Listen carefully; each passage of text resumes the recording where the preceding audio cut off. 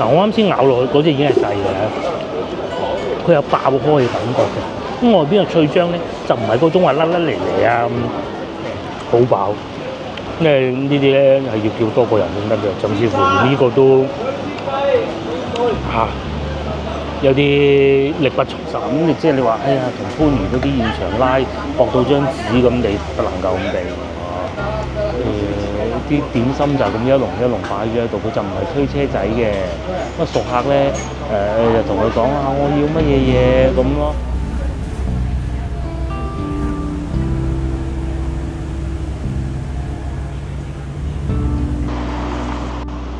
觀眾，我過咗嚟對面海啊，咁趁住冇咁大雨，但係其實仲係有雨係要開遮嘅。咁啊，嚟都嚟到咧，每日喺酒店打手機嘅，出嚟行下啦。我打算去廟街行下，咁肯定係冇咁熱鬧，你同冇落雨比。不過唯一嘅好處就係冇咁曬咯，唔係冇咁熱咯。街咧靜焗啲喎嚇，咁唔好理佢啦，呢啲唔關我事嘅嚇。我而家行過去。行去廟街行下，咁啊行完廟街，如果喺嗰邊咧係有大排檔嘅咧，我會喺嗰邊食嘅。如果冇咧，我翻去銅鑼灣。身後邊咧有個酒店叫彌敦酒店，睇上去都幾旺場啊，好多遊客 check in 㗎，人行嘅係㗎。呢個喺前邊轉左，咁啊去到廟街，希望冇去錯地方，我都係睇地圖嘅啫嚇。希望冇烏龍啦。呢度彌敦道啊，哇咁靜焗嘅喂！落雨啫，咪同埋喺嗰邊係會熱鬧啲嘅嚇。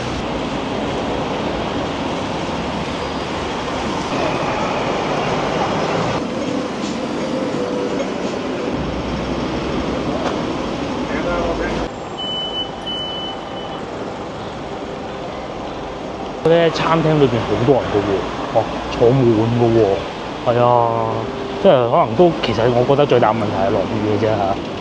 全部坐滿，我見過幾個餐廳咧，裏邊都係上座率極高㗎，就喺呢度啦，唔係呢度，呢度係占卜算命嘅，係呢度廟街啊，或者叫廟街，我覺得叫廟街會好啲，好聽啲㗎嘛，係咪？都有遊客嘅，都旺嘅，同埋聽見有人唱曲嘅，不過唱曲嗰啲我就唔會拍攝，因為入唔到咪嚇。我喺呢度啦，咁佢會有啲咩賣咧？賣下啲唱片啦。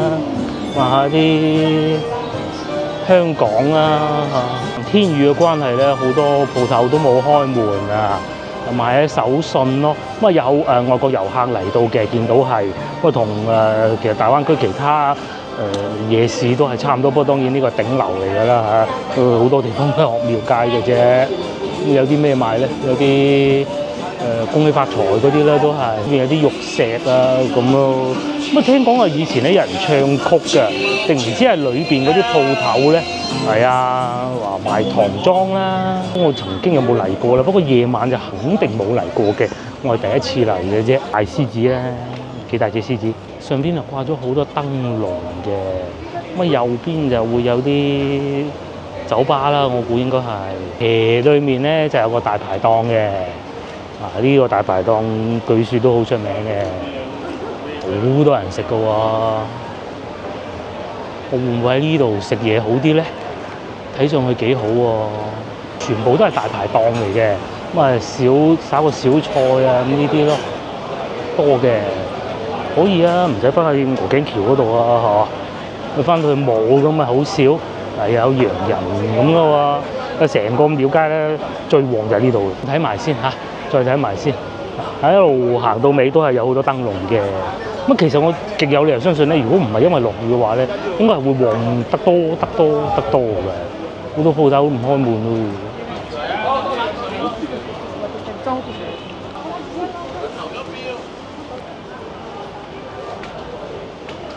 我發現啊，喺呢邊都係啦嚇。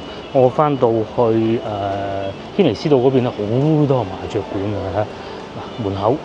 又有人喺度食支煙仔咁啦，放鬆下、娛樂下咁咯。街比我想象中長啊，係啊！以前咧，我哋喺廣州嗰啲燈光夜市就係咁嘅，一路沿嚟到依家咧，其實廣州嗰啲冇咗嘅。咁喺香港呢個咧廟街咧都仲有嘅。咁但係你話係咪有以前咁？我雖然我以前未嚟過，但係睇電視劇我都睇過嘅，真係。肯定係冇以前咁旺嘅啦。咁啊賣下啲物啊咁咯，做下遊客生意。外國人咧係比我想象中要多嘅。講明喺廟街呢度咧，其實係喺外國人、洋人嘅心目中咧，係嚟到香港係必須要嚟嘅一個地方嘅。嗰度仲幾多人？但係我覺得啊嚇，如果佢變晒餐廳啊，即係賣啲小食啊，可能會更為火爆。不過可能法律唔允許啦嚇，只能係賣下呢啲環保袋啊，我愛香港啊咁咯。好多時候咧，我哋去到一個地方啊，會買手信啊。其實老婆都講過，明知道嗰啲其實翻到淘寶都有㗎啦嚇，邊啲唔係 Made in China㗎，大佬。但係咧，你去到買完之後咧，你係會記住呢啲地方嘅，無論係食物啦，又或者係呢啲手信啦。咁你過後咧攞翻出嚟睇咧，其實係一種回憶嚟㗎咯。好多人都話嚇，即係嗰啲係要擇字過咁樣啊，側身過咁樣嘅喎。咁同埋咧，其實我鏡頭冇影到啫，喺右邊咧好多穿得好少布嘅女子站在街邊嘅嚇。冇必要影人哋啦。咁所以咧我鏡頭只能係向住正前方，就係咁解嚇。佢啲都幾後生嘅。第二個大排檔呢個香辣蟹，感覺咧就冇獅頭嗰度咁多人，但係坐起身就好似舒服啲嘅。係咪嗱？又或者呢度咁廟街香辣蟹，哇！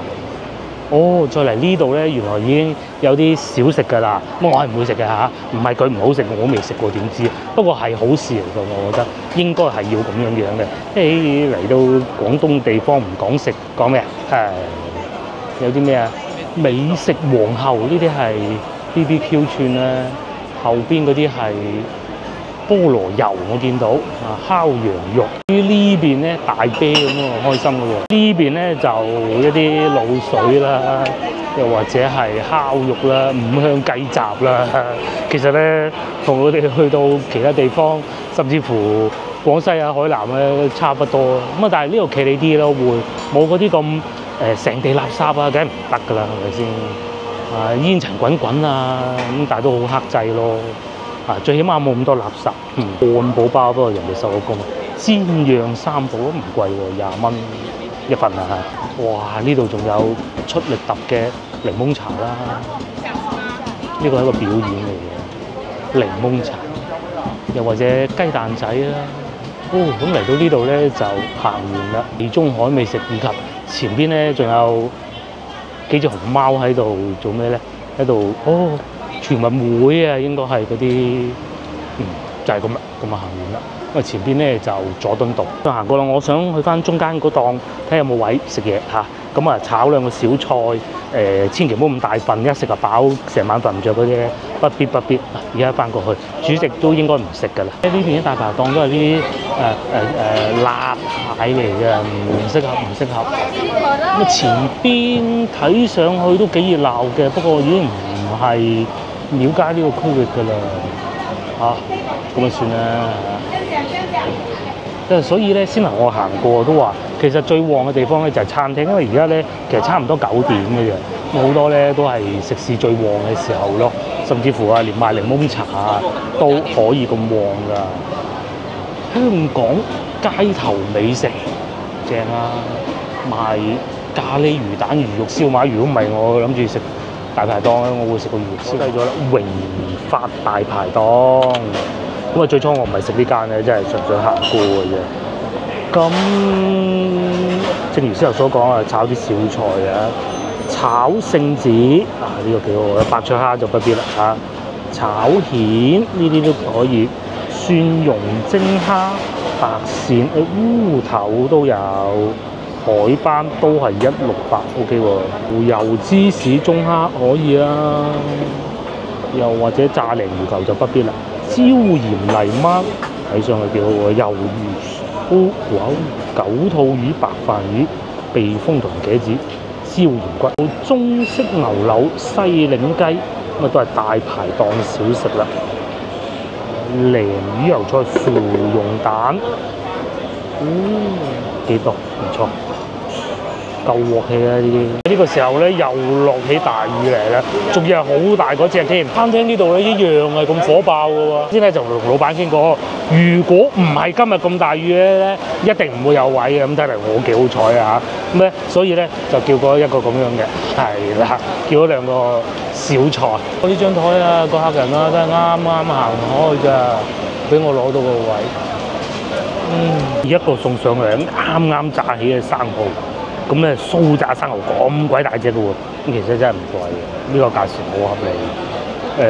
啱炸起唔好食住啦嚇，嗱唔食就夾起身睇下先啦，有幾大隻咧？咁啊包咗漿嘅當然嚇，我手就咁大嘅，手板咁大隻生蠔，換個角度俾大家睇下。哇！佢足足有7隻啊，1、2、3、4、5、6、7隻喎，真係嚇，唔巧嘅數，好大隻喎。下邊係墊咗一啲菜嘅，咁仲有個醬汁。等一等先，現場係好多遊客嘅，睇到所以有啲洋人啦，有啲內地嘅遊客啦，都有嘅。咁啊，我唔客氣啦，唉，你睇下咁大隻生蠔，哇，刺唔刺激？細啖試下先，好靚喎！兩位，同埋咧，其實呢度咧，因為我坐喺外邊啊，啲燈光唔係好足啊。啱啱呢個角度可以睇到啲有燈射到落去咯。嗱，佢係包咗粉漿嘅，啲粉漿係幾鬆軟嘅。咁同埋我啱先篤個筷子落去咧，跟住試過啲味，新鮮嘅生蠔啲鮮味咧都係有㗎。呢個已經係最滯㗎，係咪？我梗係啤佢啦，呢啲痛風套餐啊，同埋一支好啦，係啊，梗再飲就要飲可樂。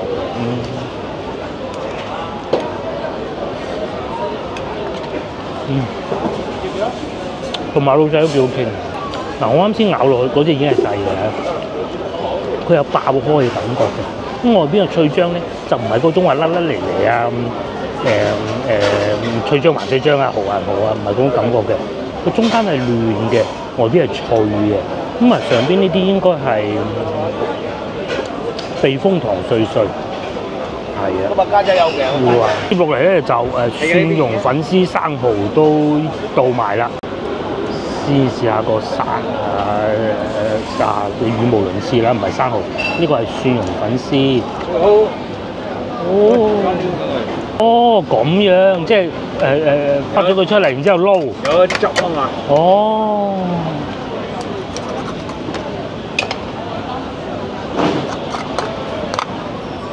咁啊，跟住撈勻佢嗰啲粉絲、蒜蓉，全部撈勻鮮杯啊！咁又係好味啲，好更野味，有道理。咁同埋粉絲其實我就唔想食咁多嘅嚇，因為食咗飽嘅就不必啦。咁而且咧有個好處咧就係，如果我想有少主食咧，其實就可以食啲粉絲，咁啊 very good啦。不過老實講啊，老細行開咗先講。我係聖子咧，唔係鮮貝咧，唔算太大隻。不過當然可能係蒸起身嘅原因啦嚇，係咪？試下先啦。味道係冇問題嘅，好好。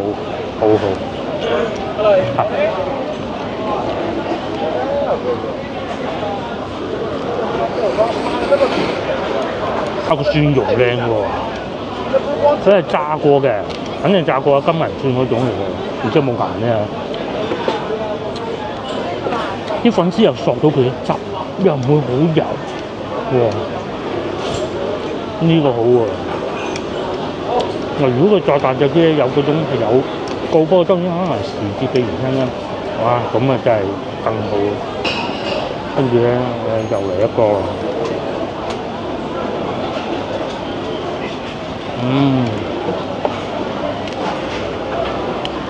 跟住仲要過返海喎，相比之下呢一個蠔咧，更不容易揾到啊！喺大灣區，因為內地大灣區咧，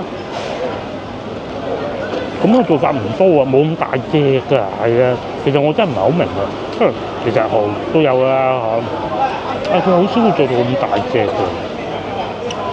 因為點知呢啲仲有呢個咧，內地都有，但係唔多啊，都係青島啊或者係你識嗰啲都有嘅，但係呢個唔多咯。飲起身都幾淡口，幾即係唔會話飲落去味道好濃咯。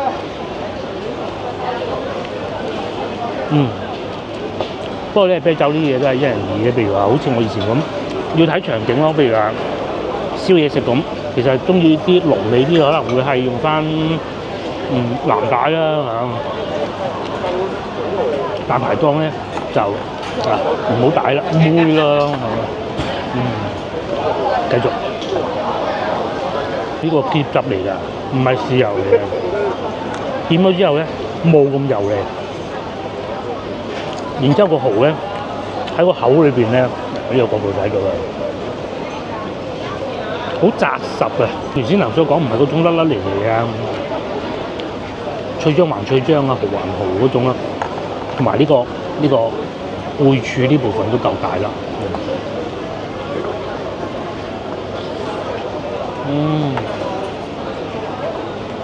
好彩冇要炒花餃啲，咁都諗唔到食到呢度我已經飽喎。雖然我冇叫澱粉質，但係真係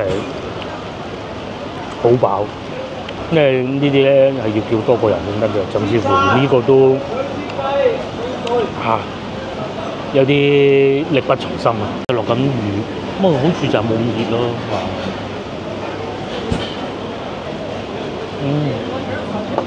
飽真係食唔晒，啤酒我都飲唔晒，好滿足。開心，非常開心食得。同老闆又吹下水，咁啱佢又坐喺我隔離啦。隔離啲食客咧，亦都係睇得出好開心啊！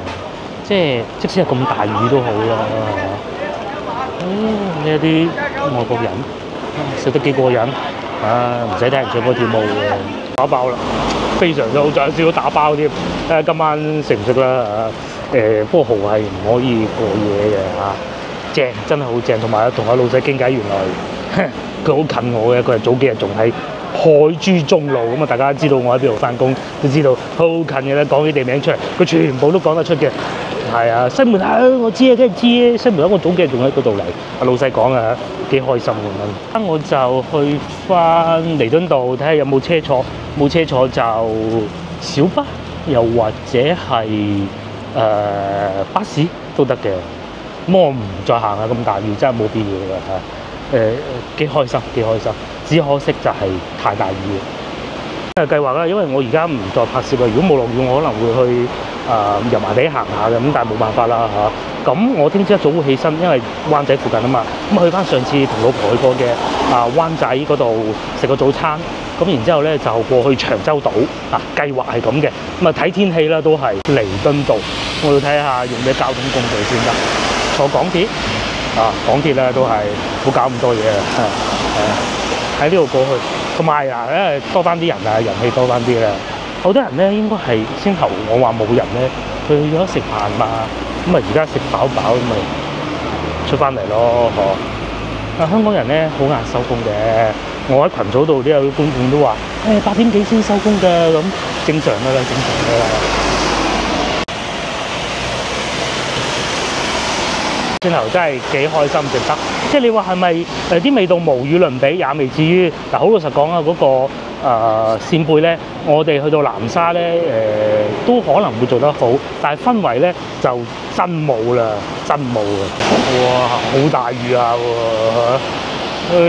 前邊就係地鐵站啊，地鐵站唔坐巴士啦。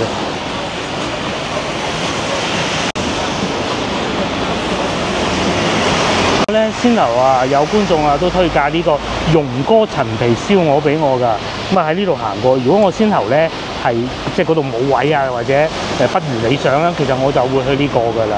即係只不過咧，即係燒鵝咧，廣州都不足，咁擺後啲先咯，或者下次再嚟都得㗎又或者驚為天人咧。不過如果講氣氛，先頭嗰度真係揾唔到咯。呢個時間會唔會好多人收工咧？9點半。所以條路亦都多人，即使咁大雨都好。同埋仲有一件事情咧，我就係要買一張6合彩嘅，但係應該收晒工嘅。聽日先啦，聽日先。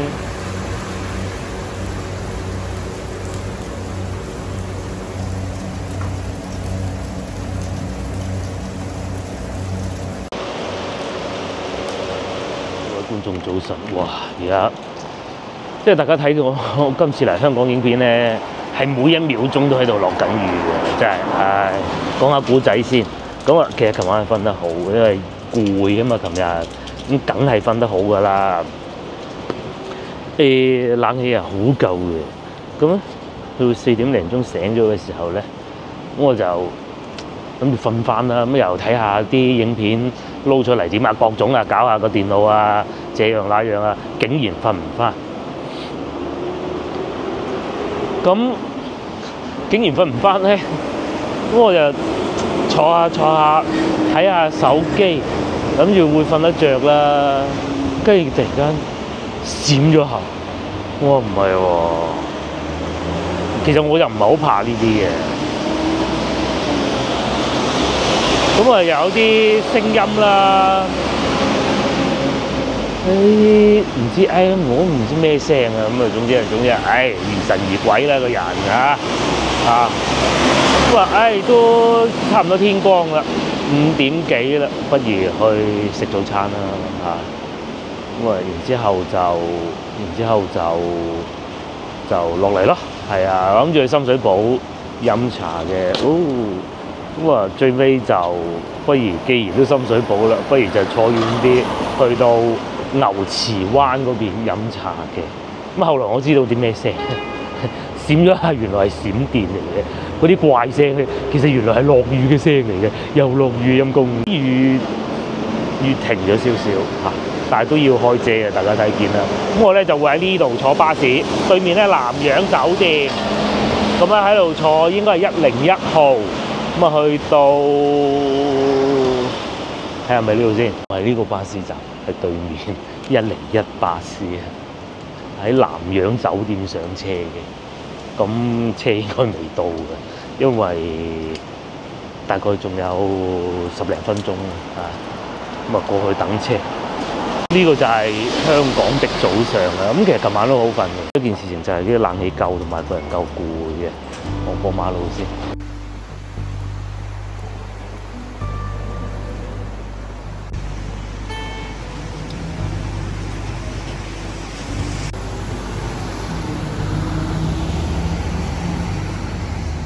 冇錯咧，就係呢度101，咁往觀塘方向嘅，咁啊巴士未到，不過已經有人喺度等緊車嘅，講明咧快㗎啦。另外仲有呢度咧係呢個酒店啊，南洋酒店啊，我之前咧做攻略嘅時候都嘗試過訂呢個酒店嘅，咁但係最尾冇成行啦。其實價錢唔係貴好多，我感覺呢度會好少少，咁但係呢個咧就離港鐵站遠啲咁多咯，咁我繼續喺度等車啦，等頭班車。哇！好大風，睇嚟要更正一下先嚇。南洋酒店喺前邊少少個巴士站嗰度，咁係啊，就係前邊呢個唔係酒店嚟嘅，呢個係租屋嘅啫。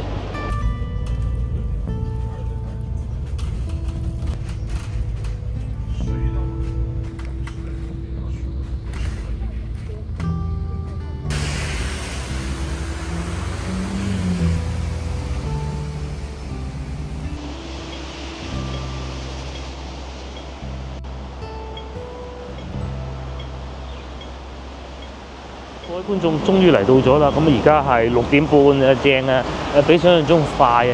其實咧，我坐港鐵都得嘅，想坐下巴士啊嘛，喺巴士度遊覽一下香港嘅街道係點嘅。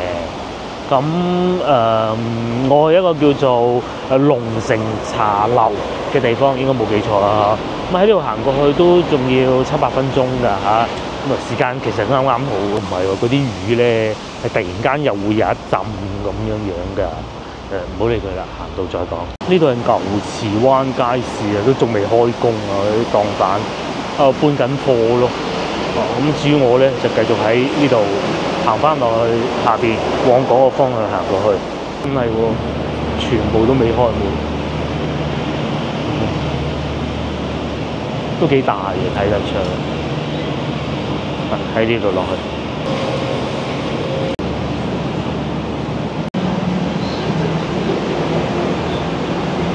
咧就一定唔係遊客區啊，惠康啊、超市啊，對面睇見趕住翻工嘅打工仔啊咁嘅，我哋呢啲人咧就嚟呃金呃食嘅啫，喺前邊轉過去，就係呢度啦。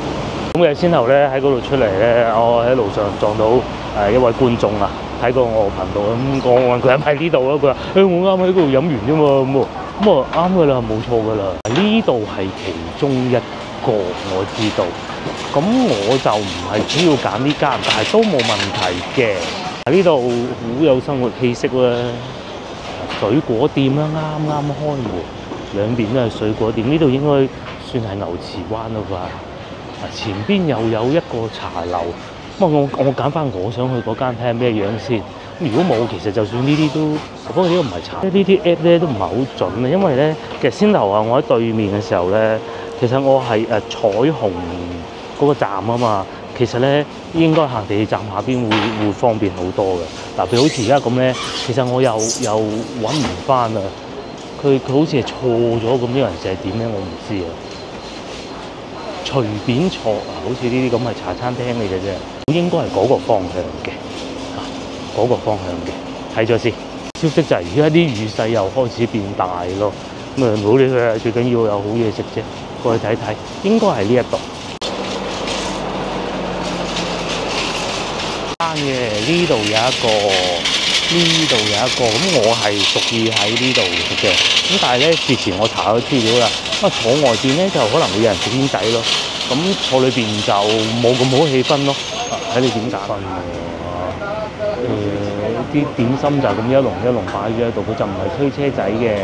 咁熟客咧就同佢講我要乜嘢嘢咁咯。咁我就過去睇下有咩食啦，我唔影相啦。點解有啲海外或者香港嘅觀眾咧，佢哋洗杯嘅時候係會等埋落個膠桶嗰度㗎？我試過幾次飲茶咧，都係咁樣㗎。咁呢度就梗係乾淨啦。但係咧喺內地嗰啲，大家千祈唔好似我咁做，係唔得㗎嚇，膠兜嚟嘅嗰啲，呢個就梗係乾淨啦。嘢食就到咗啦，咁仲有個煎蘿蔔糕再煎緊。就係呢個啦，哇！新龍城酒樓，咁咧我叫咗一個鳳爪啦，一個腸粉魚啊，即係完全唔算話勁火爆嗰種，同埋而家即係好鬼早嘅啫。但係比我想象中要多人啊，同埋咧我係叫咗腸粉嘅，話唔嚟香港食腸粉係咩人咧？我咯，係啊，上一集講嘅，我而家就嚟食腸粉喎。係啊，我係一個自我否定嘅人嚟嘅嚇，即係明知不可以為之就是我啦。應該先從淡味嘅開始食嘅。呢個係我揀咗牛肉腸粉嚟㗎。咁你即係你話，哎呀，同番禺嗰啲現場拉薄到張紙咁，你不能夠咁比。呢度啲點心都係23蚊一碟咯，咁所以有好多人咧唔會食腸粉啊呢啲㗎。咁所以咧係有可能係會擺咗一段時間，同埋我個蘿蔔糕應該到嘅。試下個腸粉先啦。嗱，因為唔係現拉咧，始終個皮厚你係在所難免嘅嚇。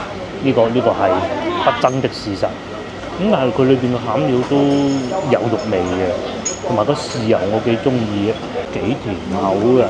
咁同埋咧呢度最受歡迎咧係中飯嘅，一盅嗰啲飯咧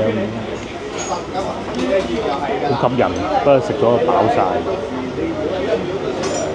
嗱，你話我去上環啊、中環啊飲啲茶飲過喺香港米芝蓮嗰度飲過啦。好似呢啲咧第一次試嘅，上邊嗰嚿如果話唔夠豉油味，會唔會呢嚿更精彩嘅？喺社交媒體上邊講咧，呢度好多人唔煲煙，其實冇，我見唔到，係啊，冇啊。咁啊聽講啊，可能坐外邊會嘅，但係冇咯，我見唔到嘅。唔會啦，而家咪將俾佢啦。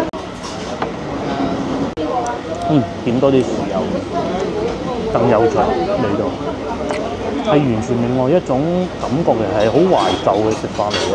以前細個食嗰啲腸粉就係咁嘅，即係話好似而家咁多機械，咁多這樣那樣嘅冇㗎，係啊，呢就係以前懷舊嘅味道。而且魚腸粉係咁一碟一碟做好擺喺度。呢個蘿蔔糕亦都嚟咗啦，啱啱煎好嘅，呢個要等一等先。通常你哋會點樣食蘿蔔糕？蘿蔔糕都好講究嘅，攤凍下先。大家都係食得好開心嘅呢個早餐。我幾時嚟香港飲嘅咧都係鐵觀音嘅，嗰啲味咧同我喺廣州飲到嗰啲鐵觀音啲味，點咧感覺嗰啲鐵觀音啊烘焙得多啲啊，唔知用呢個字啱唔啱啊？即係會啲味會再濃啲，喺前段嘅就唔喺後段嘅，即係雖然呢啲茶你冇乜講究，咁但係喺唔同嘅風格咯。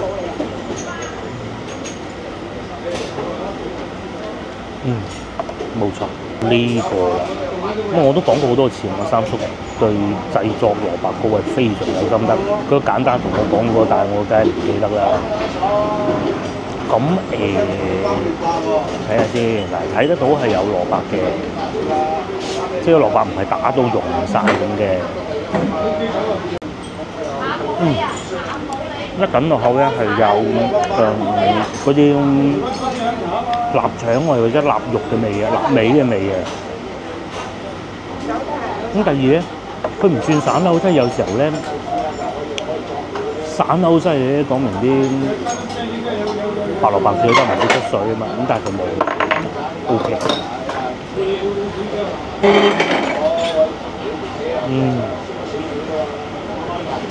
都幾過癮，係啊！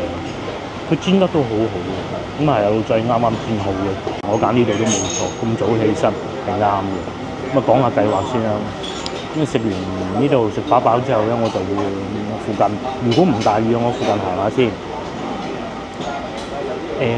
宋皇臺嗰邊應該唔去嘅，因為九龍寨城公園冇咁早開門嘅。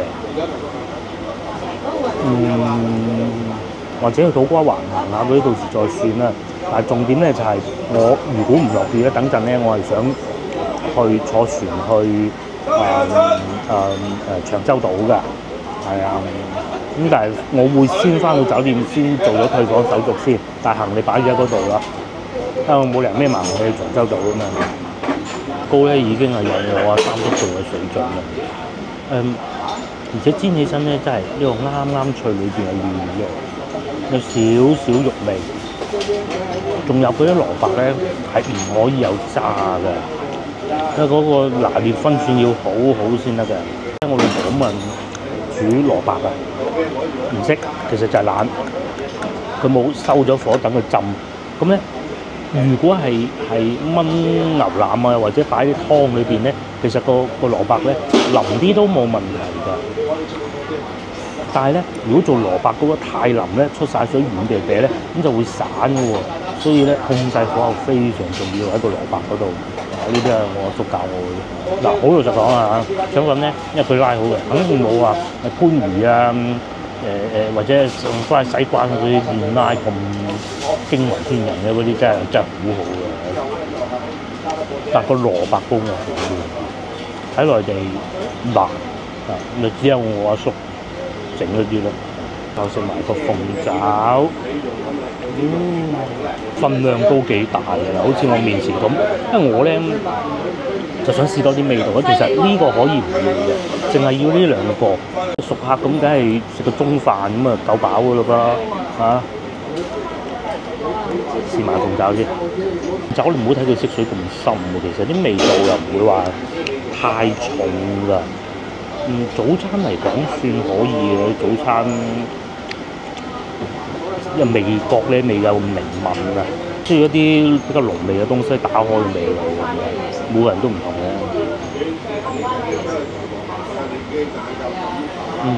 咁咧佢亦都係炸得非常之好，佢恰到好處又有啲雞腳咧炸得唔夠腍咧，唔入味，炸得腍嗰頭咧。你咁樣夾就夾起又唔係好啱，其實我覺得呢一個攆嘅過程，啱啱就喺個中間嗰度，係啊，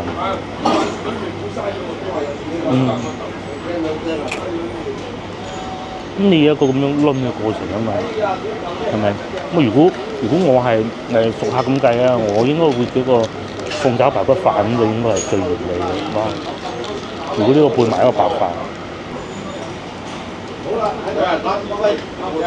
果然不錯啊，風味十足啊，都係本地人，亦都唔會有話你唔識食啊，冇呢啲嘅，好有人情味啊！老闆咧全程喺度陪啲熟客喺度傾偈，一嚟到咁打聲招呼咁，同埋咧終於見到有一個人食煙仔啦。之後裏邊咧係仲有位係埋單嘅時候咧，裏邊會有冷氣嘅。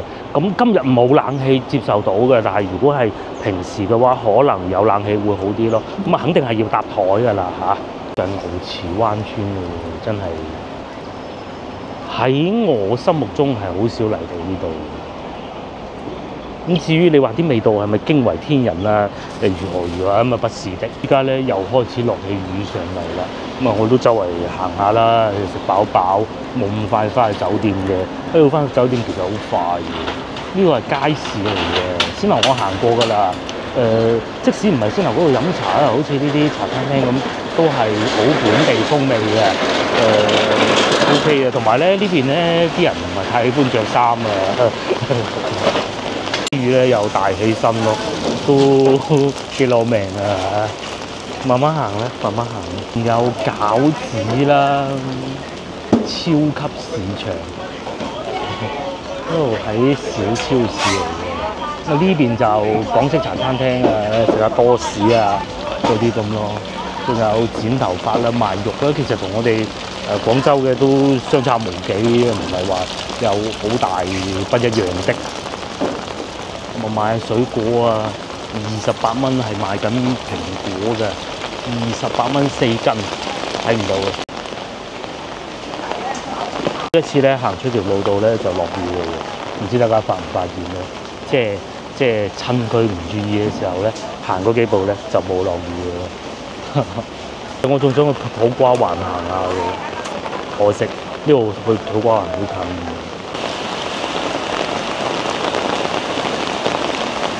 先樓嗰度咧，呢間係最為火爆，哇！坐到滿嘅喎。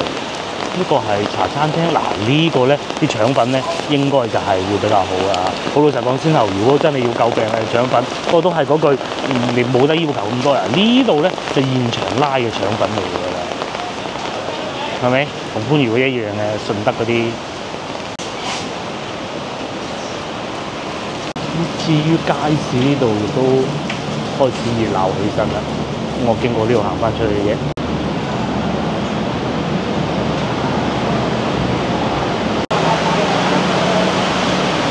好日子，每一次都係咁嘅。嚟到呢度又落雨，仲要係好大雨添，即係要嘩嘩聲嗰種嘅，真係啊！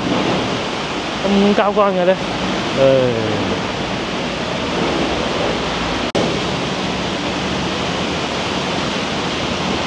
多啦，我去翻港鐵站坐港鐵翻去酒店先啦。呢啲天氣要慢慢計劃先得嘅嚇。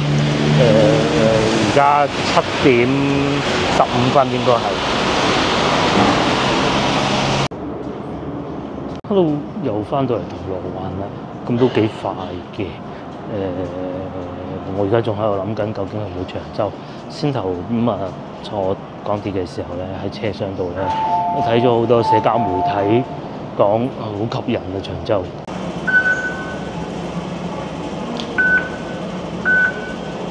咁但係咧，天雨係咪又會阻住我哋咧？真係唔知喎。天氣好彷徨啊！翻去酒店坐先啦。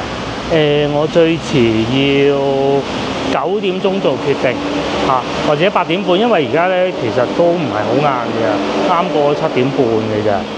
之後坐港鐵翻嚟真係幾快㗎。坐港鐵去係會好啲嘅。咁同埋咧，唔知點解咁平咧嚇，收咗11蚊8啫喎。點解嘅？朝頭早平啲咁，冇道理㗎，唔應該係咁㗎。而家冇錯，11蚊8，唔知冇理佢嘅。咁至於呢度咧，仲寫住啊，小雨還有104分鐘，睇怕今日都係咁㗎啦。而家係，而家已經8點鐘㗎啦。哇！真係紅色咁嘅喎，先頭都記錯時間，原來已經8點。咁佢話雷陣雨咯，一路都係。全天都係，但係陣雨都仲好啲喎，大雨咁點辦咧？睇下而家啲雨又係咁樣落，即係佢呢種咧係一種令人好煩厭嘅雨嚟嘅，即係佢會不停落不停落，但係又唔知幾時停喎。停下你以為幾好咧，唔落雨嘅，我唔知講過幾多次呢句説話啦。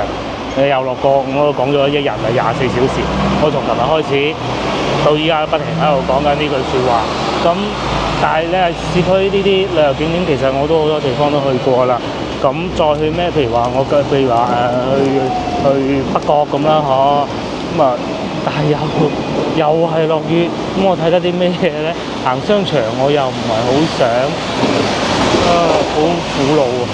仲有件事情咧，就係因為我又要考慮埋啲行李嘅，咁還好啦，因為我住銅鑼灣，我有好多辦法翻去廣州嘅，我又可以如果買到飛嘅，咁啊喺銅鑼灣呢度坐港鐵翻過去。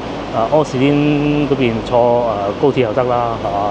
買到飛，我都買唔到飛，咁咪去灣仔修頓球場坐中旅巴士都得嘅。咁甚至乎再行遠少少咧，去到時代廣場咧，其實都有環島中港通。咁上咗車咪唔理嗰種咯，係啊，由佢塞咯。依家咁啊，行咗冇2步咧，其實又可以講係停咗㗎，啲雨又停咗㗎。同埋呢個時間段咧，好多人翻工啊，已經趕住急腳翻工。咁好明顯，而家未有咩紅雨啊、咩黑雨啊嗰啲嘢仲未有㗎。咁同埋咧，如果去長洲島咧，我亦都考慮埋一樣嘢，就會唔會落雨啊？咁停航啊，各種事情都一切都係未知之數嘅。講咁多啦，我翻到酒店先啦。呢個酒店都好嘅，起碼近港鐵站咯，但係就唔算勁近咯。有時候行出嚟都會迷蒙蒙，應該往邊個方向行咧咁。至於我哋咧好守規矩嘅，唔敢過嘅。我都係試過一次咁樣衝紅燈嘅，其他時間都係乖乖地企喺度，驚會罰錢。咁朝頭早應該會好啲嘅。哇！都有人踩單車喎，呢啲係咪改裝過嘅咧？我估係咯，咁大雨都踩單車，真係開心。呢係一個老生常談嘅話題啊，內地遊客都會提及到嘅歧視嘅事情啊。咁暫時又冇嘅喎，可能我好彩啲啦嚇，我都聽過身邊朋友有好多嘅好。即係令人好煩厭嗰件事情嚟嘅，咁但係至少我冇咯，甚至乎仲幾好下添。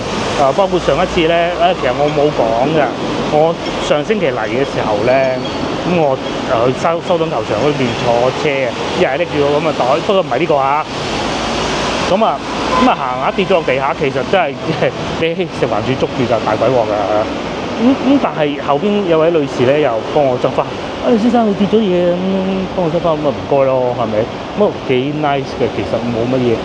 遊客區可能會稍為多啲，但係其實去到譬如話先頭我牛池灣去到嗰啲地方咧冇嘅。咁當然佢係會望多你兩眼屋度啦。